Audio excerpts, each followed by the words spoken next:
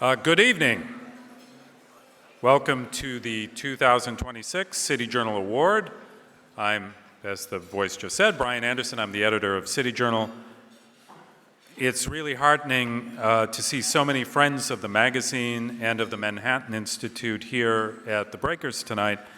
Each year we've been down here in Florida, the audience has grown, and this is by far and away the largest event we've had down here yet. So thank you all for coming.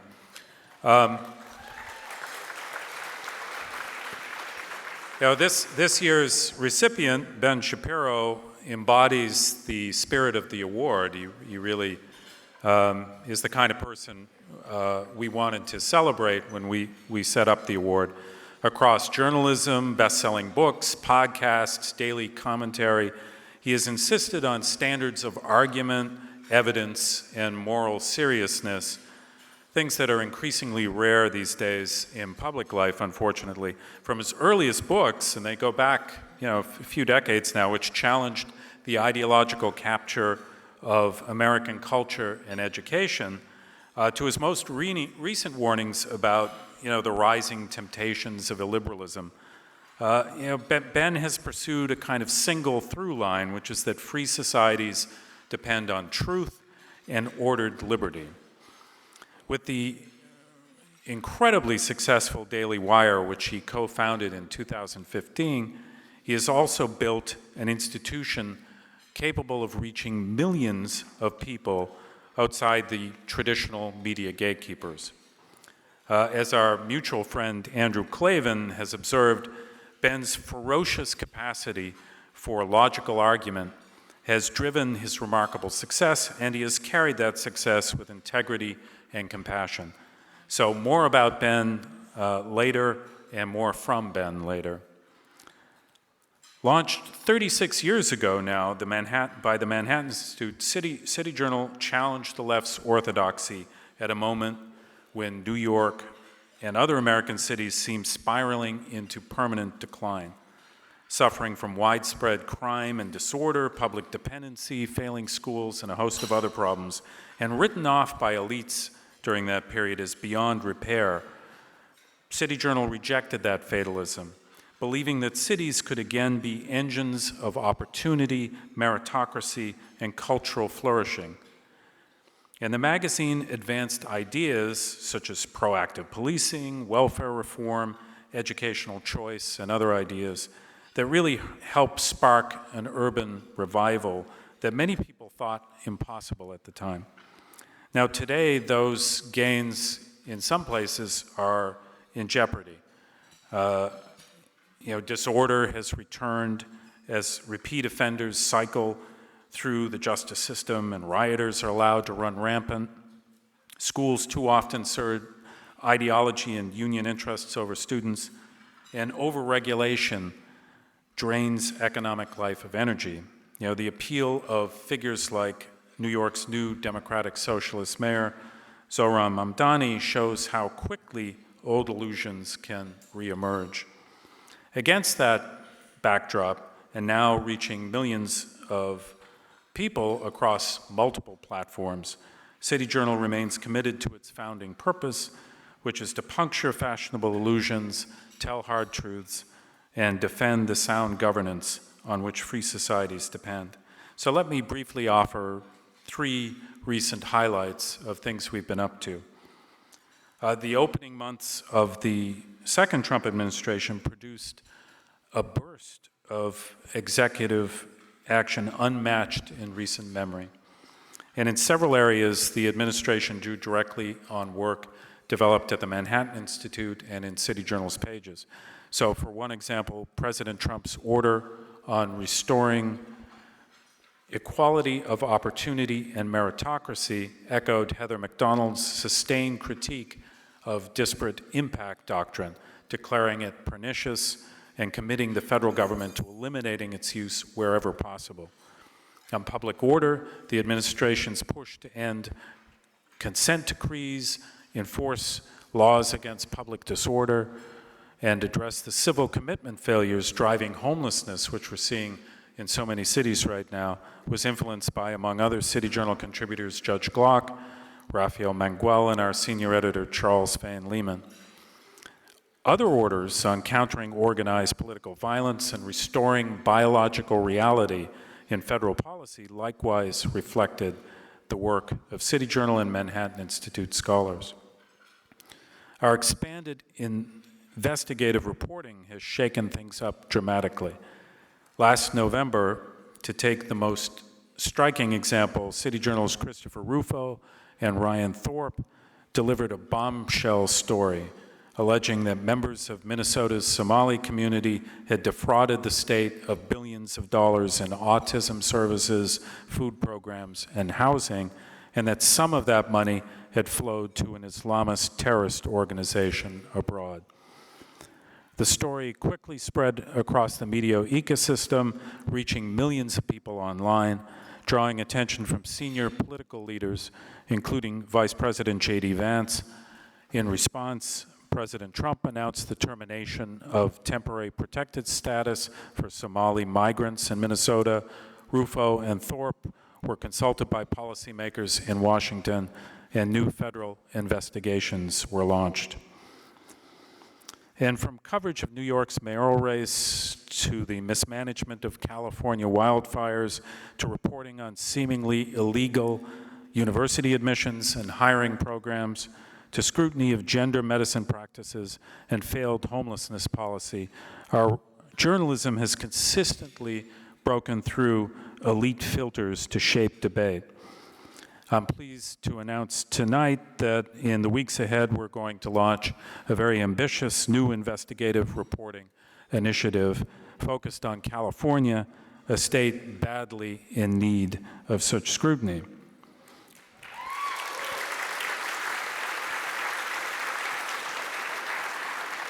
Now, this past year also saw the introduction of a new initiative called the City Journal College Rankings, designed as a corrective to conventional college surveys by emphasizing free expression, curricular seriousness, leadership quality, student outcomes. It's a very complex set of criteria put in place.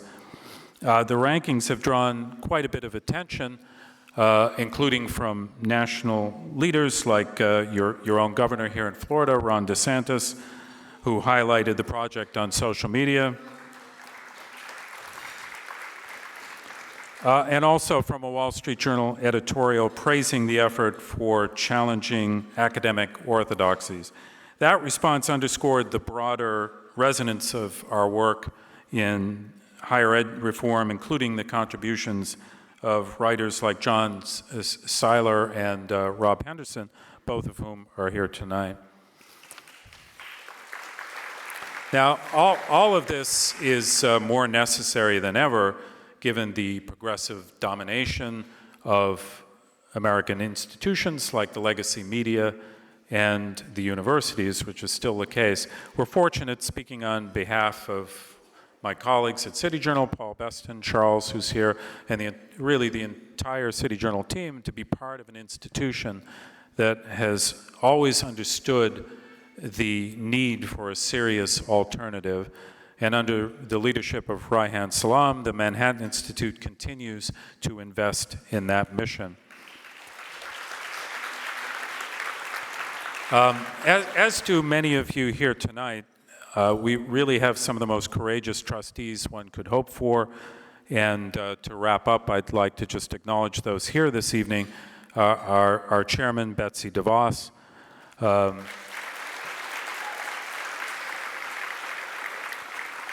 Our chairman emeritus, Roger Hertog and Paul Singer.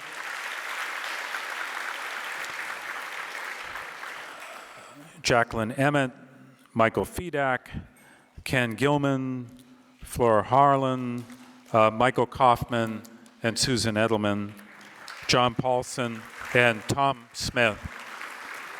Really terrific, visionary group of trustees we have. I also want to thank our presenter and patron level sponsors for their really extraordinary support for this particular event. The Carob Trust, Marilyn and Michael Fedak, Betsy and Dick DeVos, Michael Kaufman, the Paul Singer Foundation, and Ann Charters and Tom Chatters. The full list of those who've helped put on this event tonight can be found in your program, and I think on the screens. So in conclusion, to our longtime City Journal readers here tonight, thank you so much for your continued support and interest. And to those new to us, I hope you'll have a chance this evening to meet some of our writers and learn more about their important work. So please enjoy your dinner. Douglas Murray will be out to introduce Ben Shapiro a little bit later in his inimitable style, and Ben himself will offer some remarks on the state of things in America in 2026. So thanks again, all of you, for coming. City Journal. City Journal. And according to that City Journal report, City Journal does more investigative reporting and what I call policy journalism than probably any other publication on the center right. City Journal is about path-breaking investigative reporting. It is about figuring out how to fix what's broken in our cities, in our institutions, in our country.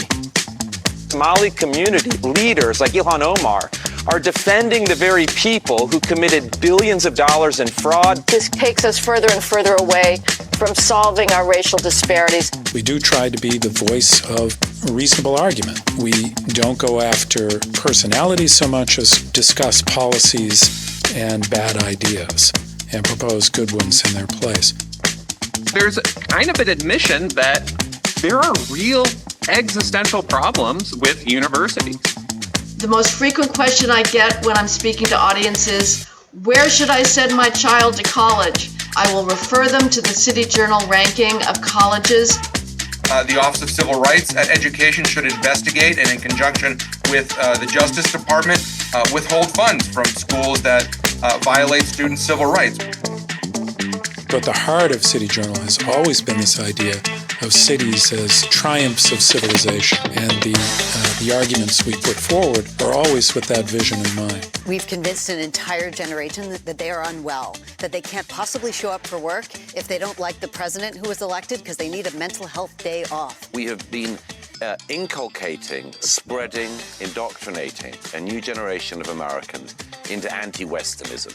We're looking at new platforms. We are now on Substack. We're more aggressive about our Twitter presence. We are thinking of multimedia, whether it's our new podcast or our 3-in-1s. We are thinking about new ways of communicating those facts that people need. Ben Shapiro is the most important, influential, conservative thinker, entrepreneur, influencer, activist, builder of the 21st century. When I think about why we're honoring Ben Shapiro with the City Journal Award, I think about his integrity, his honesty, his rigor, his realism. You will recall the great old school Ben Shapiro catchphrase, "Facts don't care about your feelings." That is something that really distills the ethos of City Journal.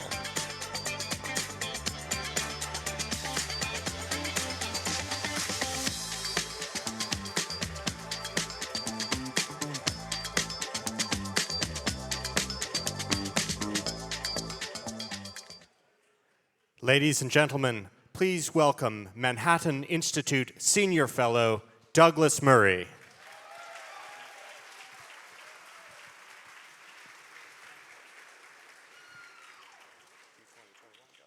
Well, thank you very much, ladies and gentlemen.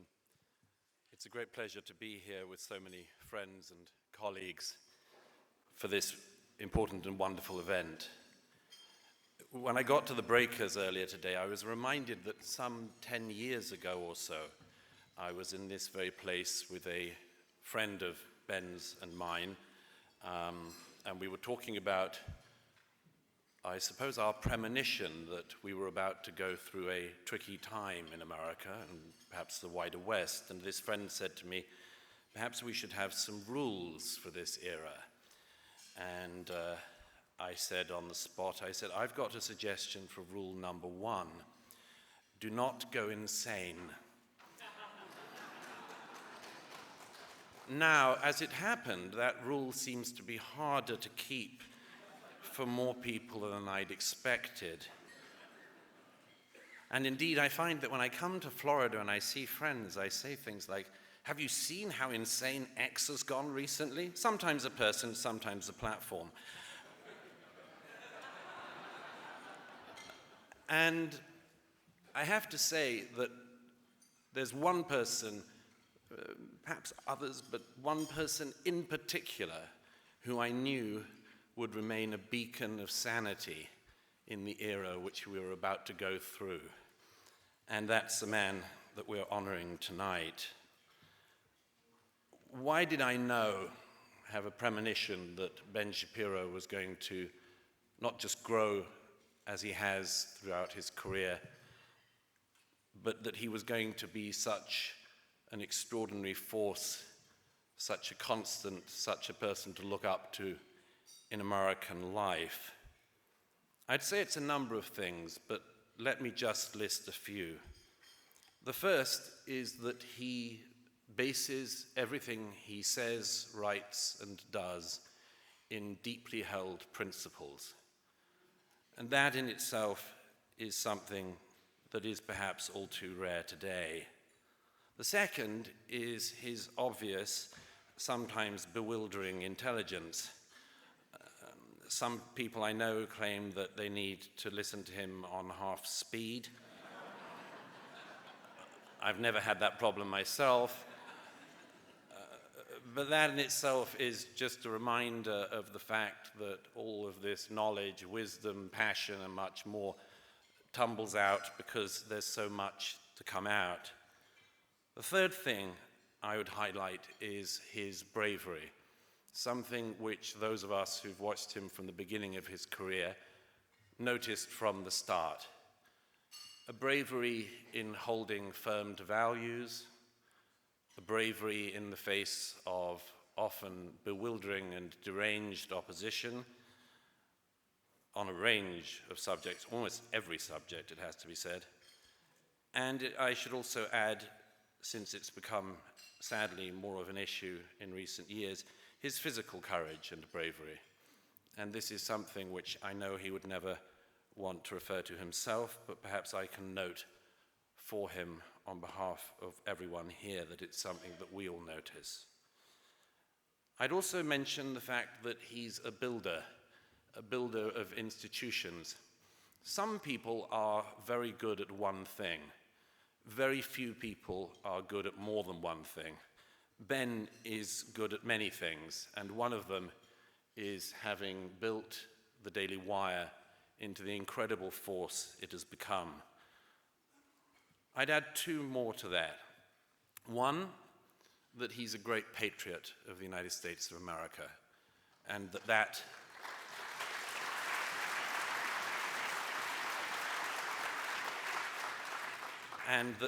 suffuses everything that he argues about so passionately. The final one I would mention is that he's a great family man, and he inculcates and lives by the values which he espouses. The last year has perhaps reminded many of us more than before of the importance of individuals. The left, as I don't need to tell you, tend to think that history is created solely by market forces or by class struggle or much more. I've always rejected that, but the last year has particularly reminded me, at any rate, that the course of human events is dictated by great men and great women who stand up and direct the course of events by the sheer presence and the brilliance and the courage of their argument. I was tempted tonight, in closing, to reach for a passage from the Torah, but then I decided not to because I knew that Ben knows the Torah a lot better than me and was bound to find some flaw in the passage, the portion that I had chosen for the evening. So let me, in closing, quote instead a text which he may know slightly less well, but is a favorite. text of mine in which I've been thinking about as I've thought of this event this evening. It's perhaps my favorite quote from my fellow countryman, Winston Churchill. This is something he said in 1940. It is not given to human beings, happily for them, for otherwise life would prove intolerable, to foresee or to predict to any large extent the unfolding course of events. In one phase, men seem to have been right. In another, they seem to have been wrong. Then again, a few years later, when the perspective of time has lengthened, all stands in a different setting. There is a new proportion, another scale of values. History, with its flickering lamp, stumbles along the trails of the past, trying to reconstruct its scenes, to revive its echoes, and kindle with pale gleams the passions of former days. What is the worth of all this? The only guide to a man is his conscience. The only shield to his memory is the rectitude and the sincerity of his actions. It is very imprudent to walk through life without this shield. But with this shield, however the fates may play, we march always in the ranks of honor.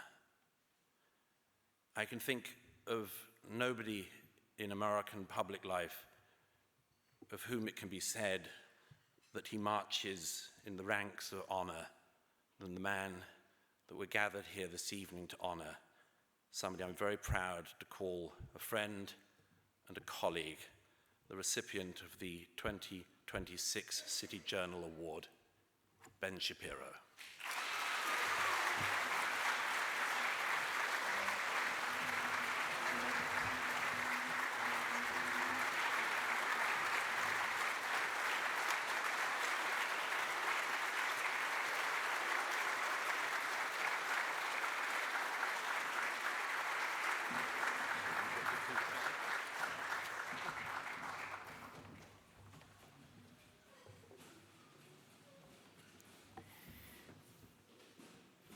Well, first of all, thank you all for coming to my bar mitzvah. It's obviously an honor to be introduced by Douglas Murray, and also a challenge, because having to speak after Douglas Murray is always a challenge. I don't have the mellifluous voice, and his pacing is so much more soothing than my own. I want to thank, obviously, City Journal, perhaps the finest intellectual publication in all of America.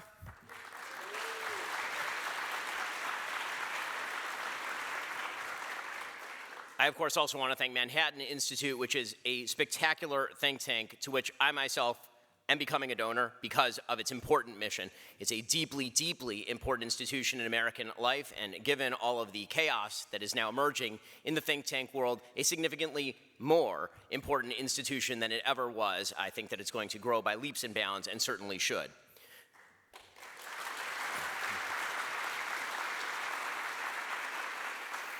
I also want to thank a bunch of my Daily Wire colleagues who came in from frozen Tennessee. I'm pretty sure that this was just an excuse for them not to be in Tennessee.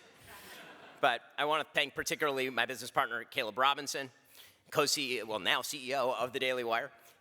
You know, he's been there the whole time building this alongside me. And there are so many other people from Daily Wire here. That's wonderful. My father also I want to thank, because without him I wouldn't be here.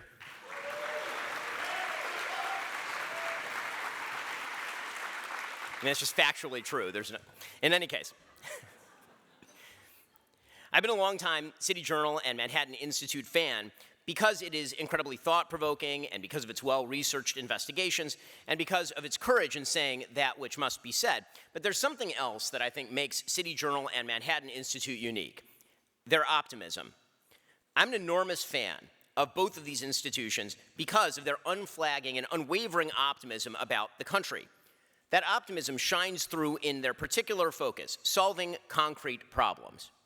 To solve problems requires a few presuppositions. First, that we live in a system in which problems can be solved. There are lots of systems where you can't actually solve problems. Second, that problems can be attributed to discoverable and cognizable causes.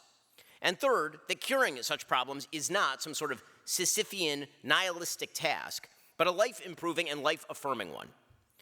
Unfortunately, we now live in a time when solving problems has become passé. Both the left and now large segments of the right, call them the horseshoe right or the woke right, are no longer interested in solving concrete problems. Instead, both are fascinated with the idea of a simple magical pill that will wipe away all problems all at once. And that's because both the left and the swath of the right have decided that our problems are unsolvable. Both have decided that our system is fundamentally flawed. Both have decided that our problems are systemic and diffuse. Both have decided that curing problems is not merely a fool's errand, but counterproductive because solutions tend to uphold the very systems they despise. And make no mistake, the left and the horseshoe right despise America, truly despise it. They despise the ideas of the founding. They despise the nature of our history. They despise what America is today. To the left, the founding represents a preservation of dark systems of power and exploitation. To the horseshoe right, the founding represents the shattering of the common good preserved by a vast paternalistic power. To the left, American history represents an unbroken chain of sins springing from our original sins: capitalism, religious intolerance, racism. To the horseshoe right, American history represents fragmentation, a shift toward radical godlessness, imperialistic overreach. To the left, America today represents inhumanity, brutality to the weakest at home, and even more brutality to those abroad. To the horseshoe right, America today represents collapse, dedicated to selling out its own citizens while spreading a peculiar, ugly form of godlessness abroad. And the solution, according to both the left and the horseshoe right, is power. Centralization of power. Not the sort of power sufficient to solve problems, which is to say the sorts of power that the founders actually envisioned. You know, power divided between branches and between levels of polity. A different sort of power, a power that is unbridled and unchecked. That's the power sufficient to overthrow everything. The left seeks a collectivist utopia in which freedom from consequence is guaranteed. The horseshoe right sees a revanchist pre-Enlightenment blood and soil tyranny. Both the left and the horseshoe right will hold hands to achieve their common aim, tearing down the system they see as fundamentally evil. As Tucker Carlson and Cenk Uygur recently agreed, quote, "The people rigging the rules are the ones with all the wealth and the power up top."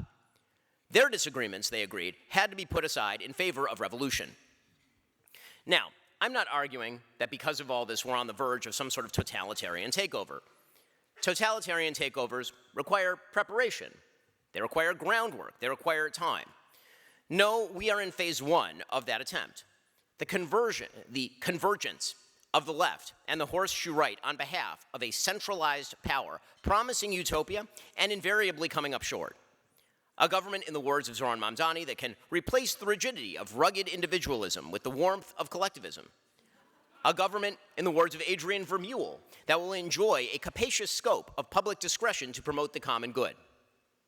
In Democracy in America, Alexis de Tocqueville famously wrote of the lassitudinous condition that could arise in such a situation. He described what he called, quote, "an innumerable multitude of men, all equal and alike, incessantly endeavoring to procure the petty and paltry pleasures with which they glut their lives. That multitude," he said, "would be governed by an immense and tutelary power, which takes upon itself alone to secure their gratifications and to watch over their fate. The people," he said, "in such a condition would be reduced to enervation. Quote, the will of man is not shattered, but softened, bent, guided. Men are seldom forced by it to act, but they are constantly restrained from acting. Such a power does not destroy, but it prevents existence. It does not tyrannize, but it compresses, enervates, extinguishes, and stupefies a people, till each nation is reduced to be nothing better than a flock of timid and industrious animals, of which the government is the shepherd." This hits a little too close to home. Like a lot too close to home. A people that has lost hope. A people that has retreated from the fractious, risky individualism that America was all about to the comfort of centralized power. A people that has surrendered its autonomy in the mistaken belief that autonomy was always an illusion. But that's just the first step, because once people are made subject, once they begin to believe that their choices are not actually their own, that broad, powerful, conspiratorial systems are to blame for their individual problems, then they are ripe for something far worse than that state of enervation. They are ripe for tyranny. Enervation eventually gives way to frustration, and then to rage, as soft despotism fails to achieve utopia. Then people are left with a stark choice: a reversion to freedom or the embrace of autocracy. Unless we fight back. Unless we work to rekindle in the hearts of our fellow Americans bravery and optimism. As the Manhattan Institute, City Journal, and Daily Wire do day in and day out, we must encourage conservatives and all Americans to embrace what it means to be an American once again, what it means to actually dream the American dream. The American dream is not a dream of a Marxist commune or a feudal estate. It's not the dream of a tutelary power presiding over a vast redistributive scheme, or the dream of a self-appointed moral elite coercing us all into their quasi-integralist vision of a common good. It is the dream of a free and ethical people crossing oceans and mountains to build better lives for themselves, carving communities from wilderness, trading with and giving to one another, and most of all, making better lives for their children. The American dream is the dream my great-great-grandparents had, and that all of our ancestors had, to solve the problems of life using the liberty and virtue and determination granted to us by our Creator in the freest, most prosperous governmental system ever crafted by human minds. That dream is with us still.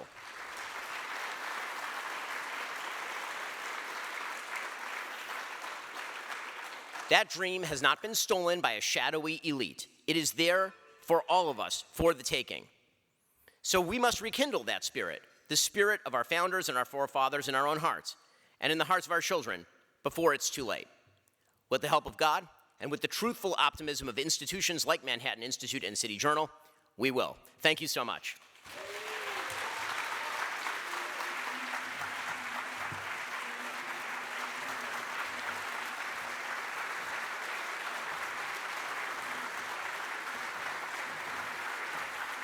Ladies and gentlemen, please welcome Manhattan Institute Chairman Betsy DeVos.